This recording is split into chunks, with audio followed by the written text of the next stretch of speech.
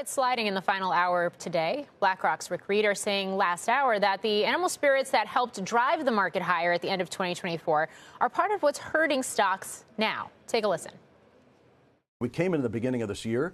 It was all about animal spirits, and it seems like it's moved to animals in hibernation from animal spirits, and that can translate into a bit slower growth for a couple of quarters. So that was interesting to me, Tom Lee, as I bring you into this conversation, the head of research at Fundstrat and a CNBC contributor, because he's talking about animals in hibernation, not animals dying. It goes back to this idea of uncertainty around things like trade and tariff policy and the fact that as of right now, in the midst of that uncertainty, perhaps companies are sitting on their hands before they start to make any kind of future investments. So if that's the situation, how much does getting some sort of certainty now frame the investment thesis for how you position yourself moving forward? I think that's exactly what's happening now, Morgan.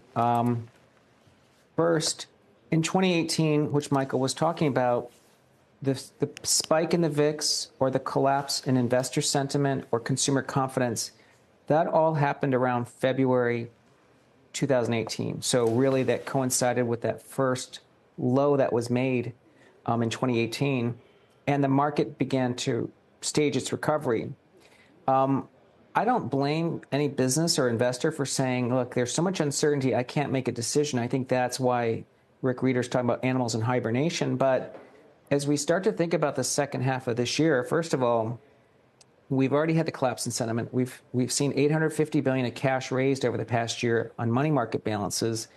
And then in the second half, we're looking for possibly tax reform, which really propelled stocks in 2017. So I think that the odds of a V-shaped recovery in stocks that come after April 2 is just extremely high because we've already sequenced a lot of the panic that people saw in 2018. I think it's already taken place. So what would you be buying right now? Well, to us, I think Exhibit A for a V-shaped recovery is going to be Tesla because it's really been one of the most controversial stocks, and it's been caught in that sort of political maelstrom of Doge and Elon Musk's involvement in the White House. And I think it's already recovered more than 15%. But I think if Tesla is leading us into this bounce, that's a bull case for Mag 7 to be the group to own in the next few months. So you like Mag 7, even though we've been talking about things like cash burn at Microsoft and all of the CapEx investments and worries about a bubble in AI spending? Yeah, I mean, in some ways, it's been a self-amplifying downturn, right? Because we've been worried about AI as a bubble and the CoreWeave IPO at a time when we have tariff uncertainty. So I could see it as a very convenient reason why investors have actually avoided Mag 7, and it's been the group that kind of really led the downturn. But it is a cyclical trade, too, because I think once investor confidence returns and they're going to start to buy stocks, the Mag 7 are not only the best companies, but they're the most liquid, and they've really derated. On top of that, I think financials and industrials look attractive as well. What do you think it takes to see that reversal in sentiment? And we talk so much about when sentiment gets negative enough, it becomes a contrarian buy signal. So if we're there now, then what are going to be the catalysts to start to shift that confidence again?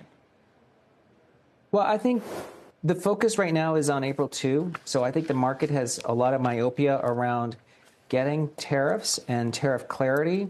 But we know that tariffs are just one part of the administration's goal. There is reducing regulatory cost, and then there is extending tax cuts. I think as investors start to think about that for the rest of the year, that gets them quite excited. And of course, I think we have a lot of what I would call spooled energy. Investors can't stay this bearish. The VIX can't stay this anxious.